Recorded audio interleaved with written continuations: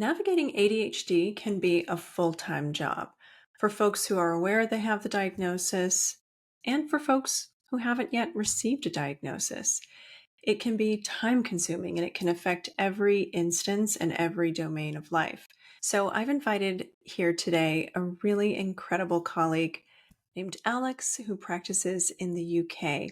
Alex is an ADHD coach for professionals who specializes in helping his clients master their lives and their natural gifts, empowering them to become unstoppable forces of nature in their professional and their personal lives.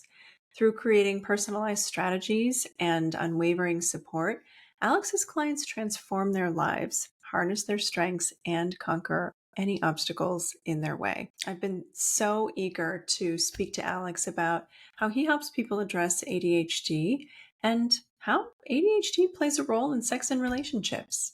It's time to get naked with Dr. Kate. I'm your host, Dr. Kate Balestrieri, a Beverly Hills-based psychologist, certified sex therapist, and the founder of Modern Intimacy, a national therapy group. So let's dive into all things sex, relationships, mental health, and answer your questions with practical solutions and real answers. Each week, I'll share insights to help you build a healthy relationship with yourself, with other people, and with your sexuality. It's time to start thriving authentically. So let's get naked. And if you like this podcast, hit the download button so you never miss an episode. And don't forget to leave 5 stars and a review.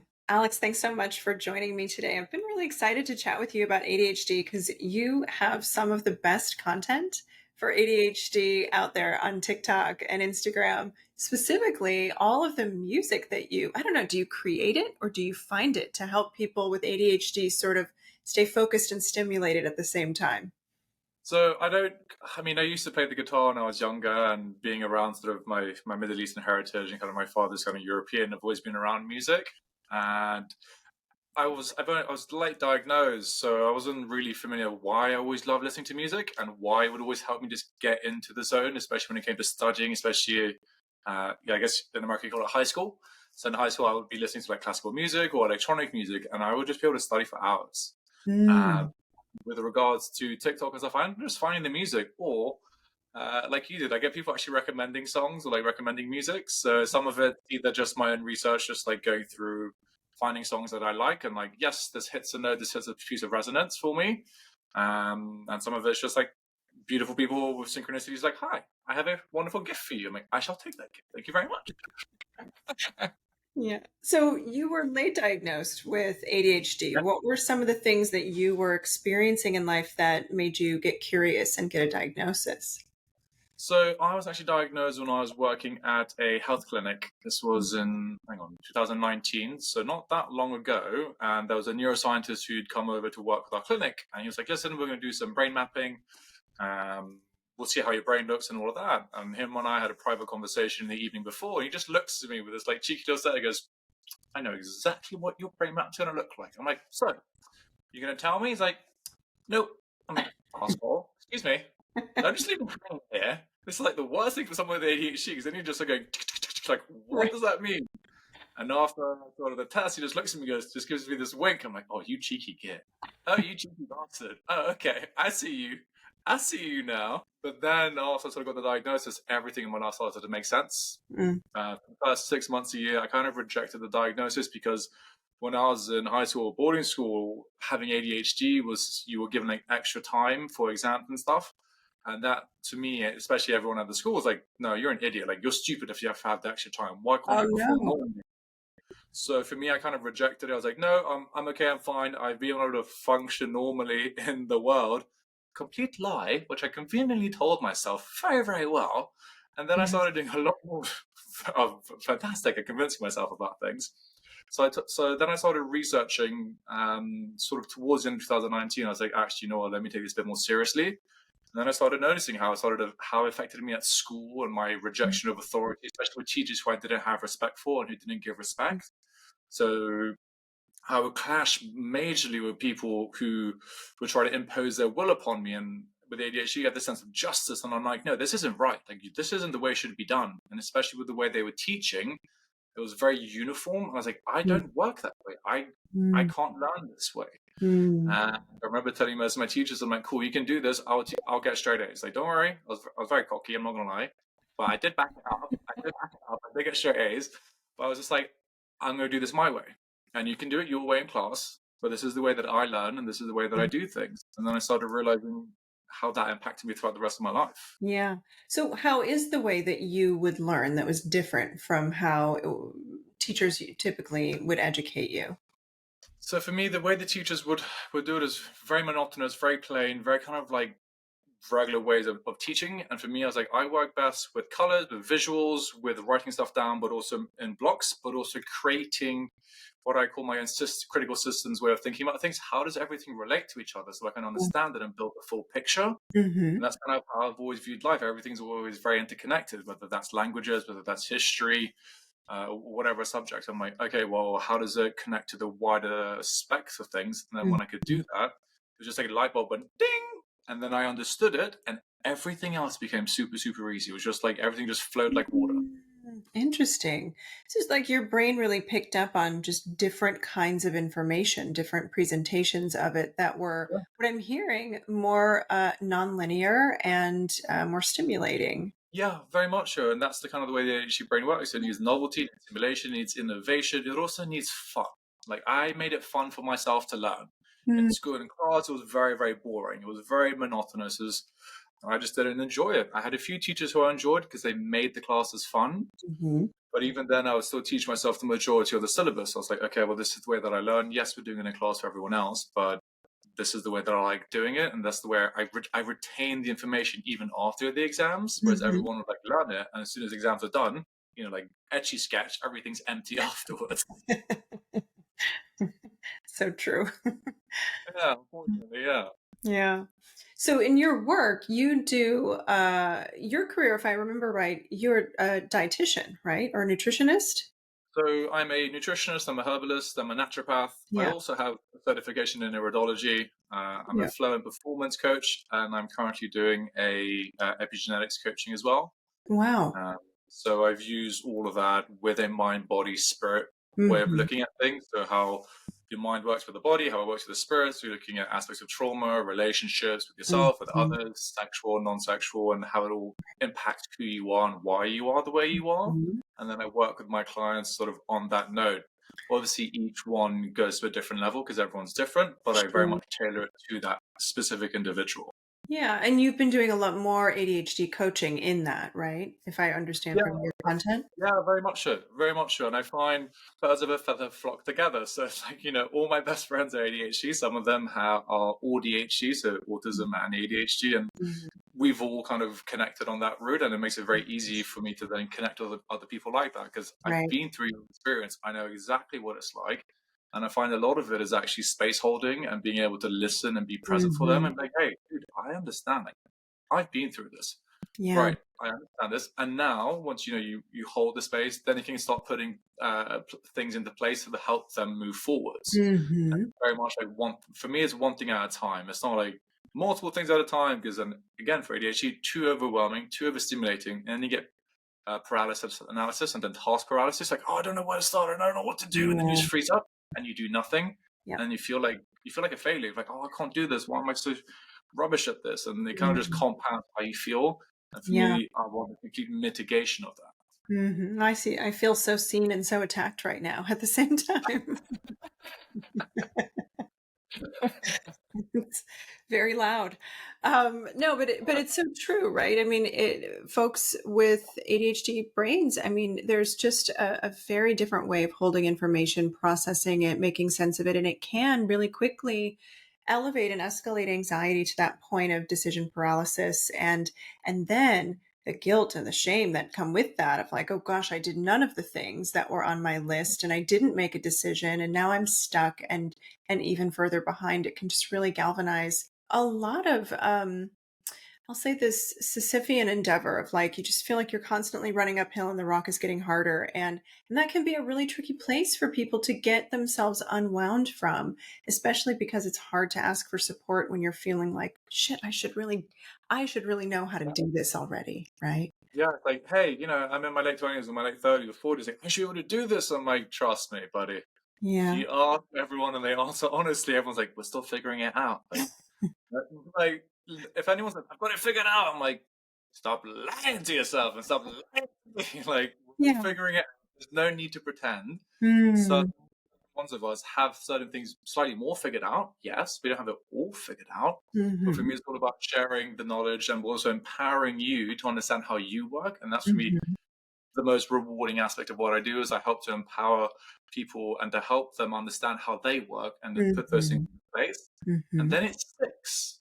And then you have the tools to lean back on because I don't want you to be like a forever client. If you're a forever client, then I haven't done my job properly. Right. I enjoy working with you for a year, Mhm. 6 months to a year, great, and then it's kind of like cool. We've had the training wheels. Let's take the training wheels off. Yeah. If later on you need some more support, come back to me. Great, I understand. But you also need to learn to be able to do it yourself as well. Well, I'm glad that you said that. I've worked with a lot of patients over the years who do get so stuck and mired down by their symptoms that it's hard for them to find and get traction.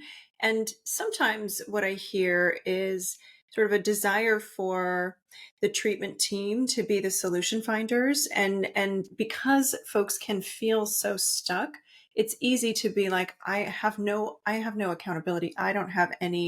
Um, I don't have any agency to change, right? And so there can be, I think, this absconding of accountability in alignment with a hope that someone else can step in and really help pick them out of the space. And it can be really tricky. And I wonder, what do you recommend for people who are in that place where they don't really know how to start taking accountability because they don't know how to get traction and how to get out of that hole that they feel in? I think the most important thing is actually realizing you're in that space first of all. Okay. I think until you realize, okay, I'm in this space, you're not actually going to be like, oh crap, maybe I do need help. Mm. Maybe I'm, as we were talking earlier, maybe I'm the problem as opposed to other people. Maybe it's actually me. And I think for a lot of people that can be quite a tough realization. Because then you're like, oh, you know what? I actually do need to look in the mirror and be like, okay, well, these are the things in my life which I am doing, which aren't actually enabling me to get to the next Mm. steps. Mhm. And then it's like, okay, that's great. Where do I start looking for help? How can I start looking for help? You can start Yeah. asking friends, family. Then you start looking out to, at least in the UK, we have directories for therapists and for coaches, so you can start looking through Mhm. that. Or if you have your preferred coaches, let's say on TikTok or on Instagram or whatever, you can start reaching out to them. Hey, I'd love to work with you. Do you have any Mhm. slots open? You have to start making active steps Yeah. towards growth. Otherwise, like you can really just sit and try to be a passenger. I think, oh, someone will drive me there and I'll eventually get there. I'm like, listen, honey, there are no passenger princesses in life. Like we have to be the driver. Like I would love to be a passenger princess, with the tutu and my crown, drinking a lemonade. I'd love that. But also I realize it's not going to happen. It's not actually going to get me anywhere Yeah. where I'm actually going to be able to grow and actually feel very, very proud of myself. Mhm. For me, it's a big part of it of, okay, have these little steps and then start making you actually have to physically want to change and Yeah. sometimes unfortunately you need to go through quite a lot of pain to get to that point of yeah, no, I'm done with Mhm. this. I Yeah. don't like You need to the move. no pain no I don't like the term no pain no gain, but it's a little bit like that, Mhm. for lack of a better term. Well, yeah, I mean, right, we have to be motivated for change, and some people are motivated by a carrot and some are motivated by a stick, right? And everyone has a path to whatever growth they're trying to achieve or get to. I do a lot of couples therapy, a lot of sex therapy, and one of the things that comes up in partnerships very frequently is the tension around how do partners navigate the sharing of tasks, the sharing the domestic labor, the load in the home. How do they do that when one partner has ADHD or some other kind of neurodiversity or neurocomplexity that might require for them some accommodations or, creates a lack of focus, I'll say, or difficulty in focusing and staying on task with commitments. And this can create a lot of tension in relationships. And I'm really curious, like, how do you recommend somebody who does have ADHD really take accountability and step up in a way that feels empowering for them and also takes some of the load off their partner? So for me, it's all about communication, but it's about communication with the intent to understand, not Mm. with the communication with the intent to just to like get it out. Oh, getting it out, and then you can deal with it. I'm like, no, you're both forming a bond and a relationship together where hey, I'm expressing I have ADHD. This is how my brain works. This is how I have functioned in the past. This is how I get stuff done. Mhm. And then it's the other partner, depending if they are neurodivergent or if they're not, it's a case of understanding, okay, well, this is how my partner works. This is how I can help them be the best version of themselves. And then for their partner, let's say the neurodivergent, like, okay, well, this is how my other partner works. This is how they work. So it's about having that, it's always communicating. It's like, and some days you're like, okay, it may be my day to do the laundry, but I'm having a very bad day. I'm having a very low executive function day. And I'm like, I look at it, I'm like, absolutely not. That is not dopamine driving me at all. That is a no. Where is the chocolate? Where is other stuff, right? And then in those moments, to me, you have to have that talk with your partner, like, hi, sorry, today is actually a really tough day. Can we potentially move certain things around? Can we Mhm. be flexible? And I think there's an element of having structure in one's life, especially with ADHD, but it's also what I call flexibility within the structure. So you can then start Mhm. moving things around.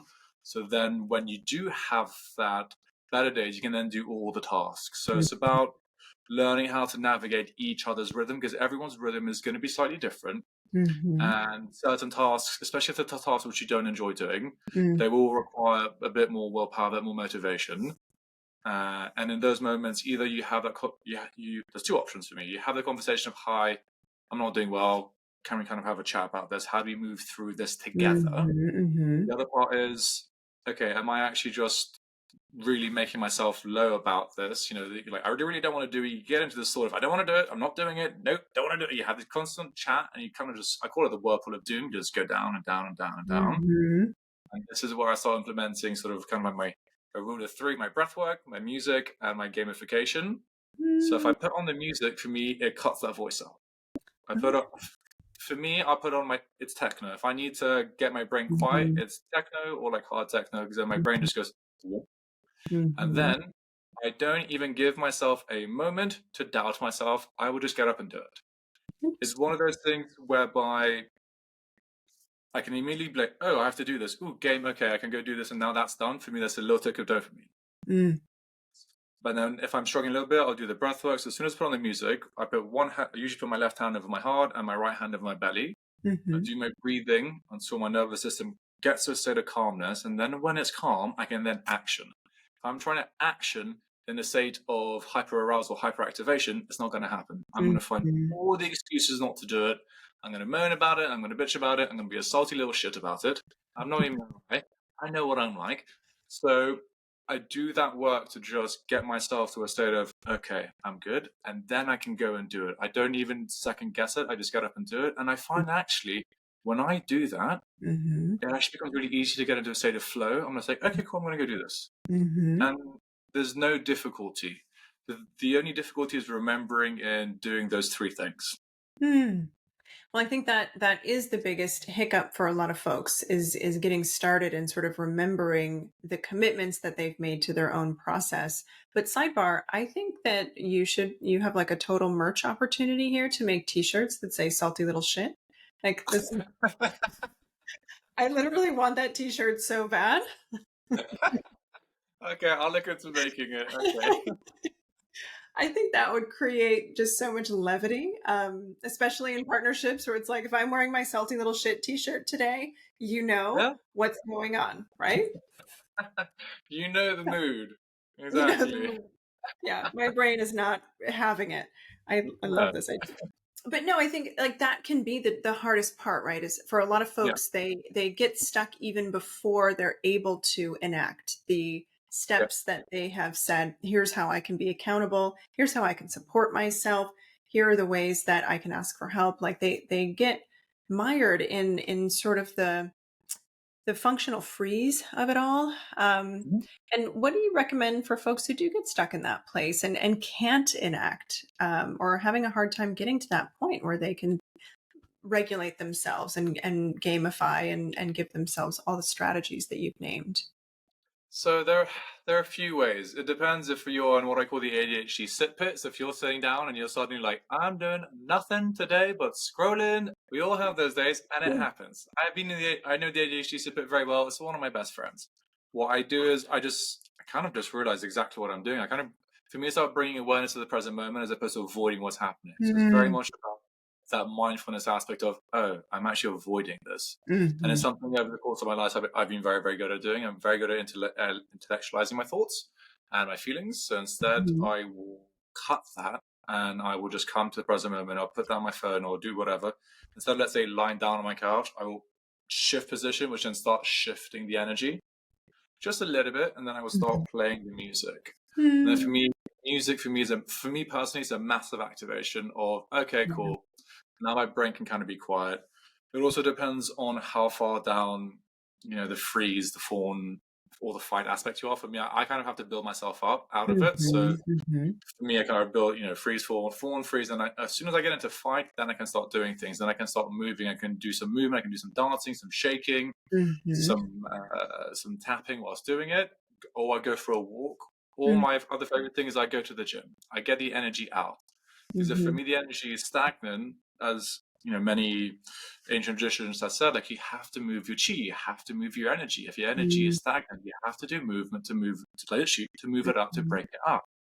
So Mhm. for me, getting active is one of my favorite ways, which is why I will pretty much to be doing something every day. It, I work out 4 times a week and I have 3 rest days, but I'll still go for a walk or I'll still do something where I'm semi-active. My brain's like, okay, I can do something.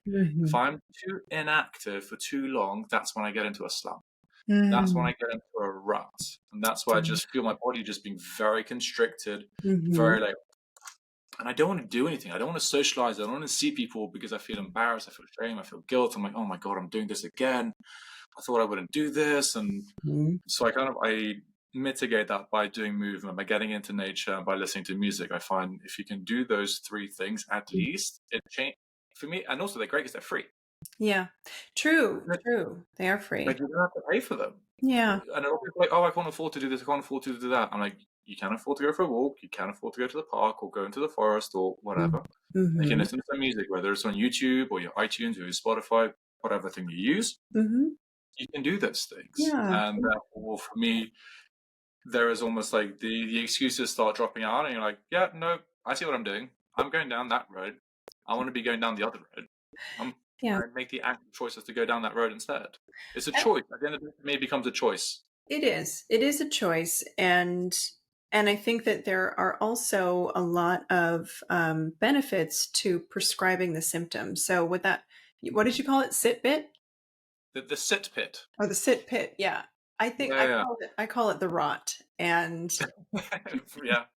like when I think it's important to prescribe times that you just plan to be in a sit pit or have a good Mhm. rot on the couch or a bed rot. Like I just put it in my calendar. yeah, Literally, exactly. schedule it in my calendar. And I'm Yeah. like, oh, great, I have an hour to do nothing. I cannot wait.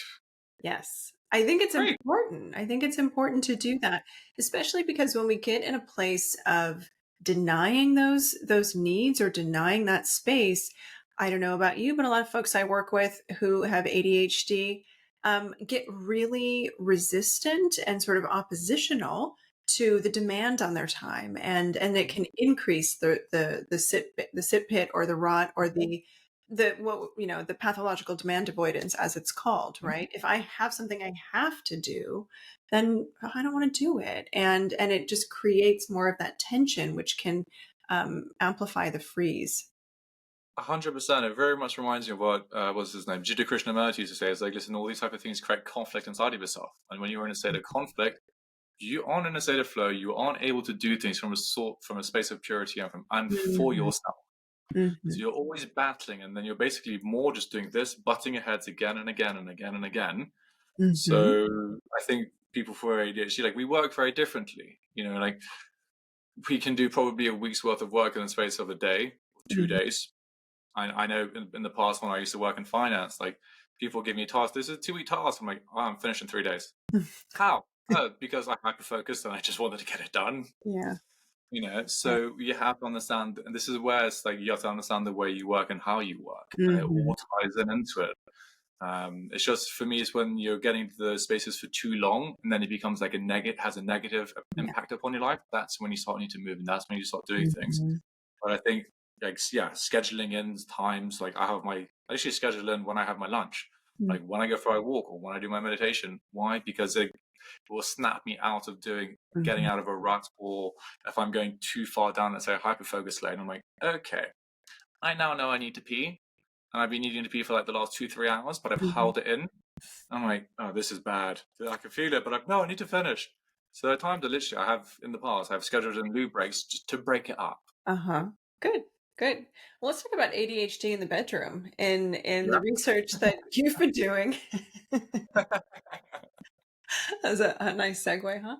Yeah, Um, I love it. Yeah, great. what are you learning about if and how ADHD impacts people's sex lives? Oh, massively. So I would say ADHD, because you're much more dopamine driven, you can be more, let's say, prone to wanting to explore certain things a little bit more than, let's say, your regular average folk. You have maybe more of a Porno? keen mind for kink or potentially BDSM or things like that, where you're like, hey, this sounds like fun. This looks like fun. Mhm. I'm gonna go try it. I know personally for me, it's definitely been a journey in my life, and something Mhm. that it's changed me much for the better. Mhm. And And would you say that's because of the stimulation, or the physical 100%. stimulation, the psychological stimulation? Is it all because it's It's dopaminergic? everything. It's It, all. it's everything. So it's also very partner dependent, I find. So different partners will elicit different responses. Certain partners you have more of a psychological kind of, let's say, relationship with. Ones are more physical, some are more intimate, emotional, some are literally more spiritual, and some you can have a good combination of each. Mhm. So every partner is slightly different. So for me, it's been kind of like tasting the rainbow, seeing what I like, figuring out what I like, why I like it. Do I actually like it, or is it just kind of like a fantasy which I've thought about? And I think that's something people who probably possibly don't have ADHD won't act upon. It's like, oh no, it's naughty. I don't want to do it. But people with ADHD are like, ah, this sounds fun. Okay. And a lot of people who I've met, and let's say in the kink scene within the UK, I'd say 95% of them have ADHD. Interesting. Um, I haven't met too many neurotypicals within the scene, because I also find that because of that massive amounts of dopamine, but you can also get into, let's say, subspaces or dom spaces, Yeah. and it's very much just like you're in.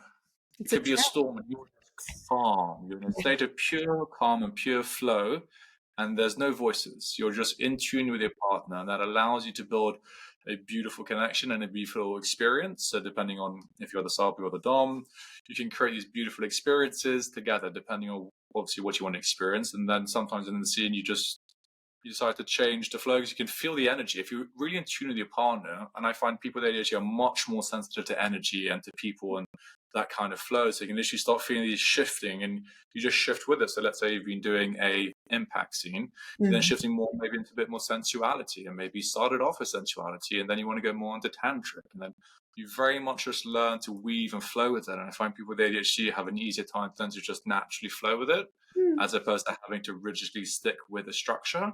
At Okay. least I, through my kind of experience and through sort of the work that I've been doing, Mm. that's it's been very much the case. And I think Mm. because of the massive amounts of dopamine, it just helps you kind of just let go and surrender. And because our minds are always working, we're going at 120 miles an hour, it Mhm. just helps our mind just go, I'm going to put you down there. And Mhm. you're going to stay there for X amount of time until we're Yeah. finished. Yeah.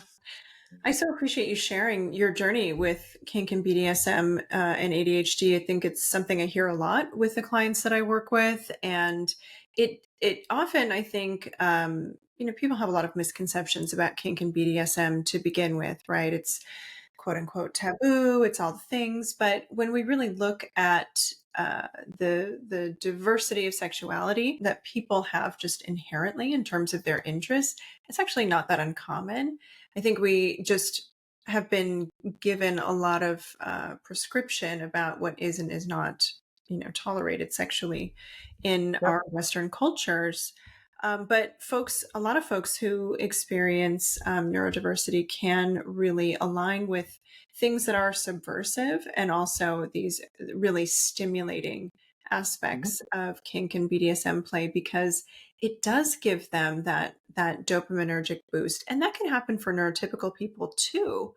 Mhm. But perhaps there's a little less of that dopamine seeking happening. And the other area Yeah, where I see this a lot is novelty, right? So I think you spoke to that in exactly. like those shifting states, right? You can move from sensual to impact play to this to that, and all of those shifting states can be experienced like novelty in the body, but also it Exactly. can look like novelty with new partners and Mm. wanting to be sexual with more people. And I think that when we really look at how ADHD and the brain really function, it makes total sense that someone might like really crave new experiences either with people or in that flow state. Yeah, and it kind of makes sense that, say, towards I guess because polyamory is becoming a bit more of a Yeah. mainstream thing these days, Mhm, which I believe it's always been around. Probably since the mhm, time of ancient Greece, Mesopotamia. I think it's always been around. It's just was very, let's say, taboo. mhm, And, in certain African countries, like they have multiple wives, and in Islam they have multiple wives. Like obviously from a different standpoint, but a lot of it's very like it's dopaminergic, and it's like I want to seek new things with a different partner because maybe mhm, one partner can only fulfill certain desires you may have. But mhm. again, this is where you have to have conversations and you have to be open and you have to kind of Yeah, set your clear boundaries because it can get very, very messy. yeah. And you get what I call politics as a result of it. And politics is not a fun business to be in, and kind of I don't enjoy politicking. That's a great word for it. Um, Yeah, but what's interesting that you bring that up because sometimes even the chaos and the messiness of these dynamics can be dopaminergic for a lot of folks. So it can yeah, be hard to sort of recognize like what am I actually turned on by? Is it the yeah. fact that it's chaotic and I'm having to manage a lot, and so that keeps me in like a frenetic dopamine high state? Or Mhm. is it the actual kink that we're exploring, or having a new partner, or this or that? So it can take a little time to really slow down and be Yeah, contemplative around what is the magic here that I'm experiencing, and how do I very know much for so. sure so I can recreate it? Yeah, no, and I've seen that, within myself and with others, like certain people just love the chaos, but I also find that chaos comes from a lot of trauma. It, Like unhealed mother wounds, unhealed father wounds, and they're playing out those dynamics with their partners. And for me, that's very, very unhealthy and that's very toxic. I'm like, you should probably be going seeking help as opposed to doing this externally. Like for me, because then you're bleeding out onto everyone, and that's very unfair. And yeah. I really don't. I think it's very disrespectful. I guess a bit more traditional. Like I think it's very disrespectful to do that to other people. I Mm, think if you have done a lot of work on yourself and then you enter the dynamics and you know how to communicate, you know how to manage people, and you know how to do these things, different. But if you're just there and you're just kind of just like pissing in the wind, everyone's getting smoked and everyone's like, oh, I didn't fucking ask for this. This is gross. And everyone's like, I yeah. don't have an umbrella. I'm like, this is not cool. So, I you love know, this analogy because water play and trauma leak everywhere. No, but it's so true, right? And look, we don't know what we don't know about ourselves, and so sex can be a way that we learn about what trauma reenactments are happening over and over again, and being able to take accountability for that when you do recognize it and say, "Wow, okay." I'm the problem, it's me. And this is happening in all of these different dynamics. So there's something to be curious about here. How can I be a more responsible play partner and show up from a place that is more examined, instead of sort of leaking all over these scenes or play partners or contexts that can, yeah, create a lot of harm for everyone involved. yeah, and I find these type of things, usually come out a bit more when you enter more of a dom sub role. It could be sort Yeah. of master slave, could be just normal dom sub, it could be DDLG or the opposite. For mummy, what was it ML LB, I think for the opposite. And if you're not ready for what's about to come emotionally, because you're really submitting into that dynamic and into those roles, Mhm. it can be Mhm. very, very jarring. And I think for people with ADHD, like, oh, this sounds fun, this sounds great, this is new, this is novelty. Okay, I'm ready, I'm willing. Oh God, Jesus Christ, I was not ready for that. And everything starts coming out. And if you don't have the right partner or partners who can hold you in that space, it becomes, for me, it becomes quite dangerous Well, because and you can really also, start. Yeah, yeah, also if you're not showing up as the right partner for yourself and for your partner, I think. But again, this is not to kink shame anyone or trauma shame anyone. Like we learn as we go, and so when things become available and aware, that's a great opportunity to say like, "Yikes! I wasn't prepared for that," and what do I need to help myself, show up for my Mhm. partner. And one of the things that I think can be really important is really emphasizing the negotiation around what you're going to do in a given scene, and to really talk about what do you both need and get out of these different experiences that you're going to weave into this scene, before you make your agreements around it, so that you can bring more Mhm. intentionality to it, which also helps set the stage for aftercare that is healing and grounding and restabilizing if something does feel bigger or more surprising than anticipated. And let's say you have that conversation, let's say 2, 3 days before you've seen, but Mm, then on the day, like I'm not in a headspace. Like I mhm, can't get there. So I think that you have the chats before, and then you have the chats on the day, and you're like, for me, you have to be open, and this is where the structure and the flexibility comes in, which is mhm, for me so crucial within any aspect of ADHD for your life. You have to have mhm, structure. You have to be willing to be flexible within it. mhm, To be like, you know what? I don't want to do this. I don't feel comfortable. My body is literally like this, and mhm. I can't even dream of getting into it. But doing that instead, something else makes me feel like this. Yeah. Would you mind if we do this? Can we? How can we navigate this Mhm. together? And I Yeah. find that's really really important. So for people listening and not watching, Alex said, "When my body does this," and he did like a bracing response with his body, and instead, this makes me feel like that, and he shifted into more of like a loosening, relaxed body posture, and that biofeedback is super important to listen to in general, Mhm. but Yeah. especially during sex. Yep. And I find people with ADHD can be very, very body aware. Mhm. Sometimes it's just the lack of awareness around it. They just Mhm. either they get distracted by it or they forget they have it. So Mm. for me, it's always coming back into the moment, whether it's for sex, whether it's for anything else. Like if your body isn't a full yes, it's not a full flow into it. You're literally flopping into it, like melting like butter in a hot pan for it. It's a no. Mhm. If you're like, oh, maybe that's a no for Mhm. me. Like, because your body's like, maybe, I guess, I'm unsure. No, that's a no, and it's okay to say no. And I find that then starts the empowering process, which I spoke about earlier, which I do with my clients. Is like, you're okay to say no, you're okay to say yes when it's meant to be a yes. Like, don't do it to people please. Mhm. And I find people in the scene, especially in kink with sex, can people please their partners. Oh, I want to please my partner because I want them to be happy. And comes into a whole bunch of that's a whole can of worms, realistically. But again, that's Mhm. also dopamine driven. Like I want them to like me. I want them to say yes. Like please like me. And it Mhm. drives that expectation for dopamine to be hit and to be had. Mhm. So if you can Mhm. learn to work through that as gently as you can when it comes up, like was it Matt Kahn? He was a spiritual teacher I used to pay a lot of attention to. He was like, whatever arises, love that. So if it's that aspect Mhm. of, oh, I'm a bit afraid, love that aspect of yourself. Like bring it Mhm. back to center, bring it back to peace. And then when you have the body unwinding and just feeling calm, how does it feel to literally step forward into it? So it's very much like almost like Gestalt therapy. It's like you Mhm. step into it. Does that feel good? Does that feel, I don't know. Is that a no? Mhm. And if it's a no, maybe it's a no, and that's absolutely fine. Yeah. Yeah. Well, I appreciate that perspective and that reminder, right, to really tune into the body and to communicate what does feel like a yes, a no, or an I'm not sure, so that your Mhm. partner has that information too, and it does create transparency in how the two of you or the three or however many of you there are really navigate the experience together.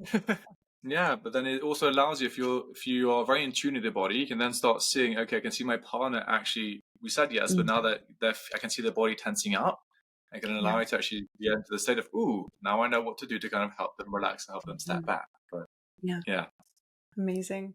Alex, thank you so much for coming on to the Get Naked podcast and sharing a bit of your story and some of the work that you do around ADHD.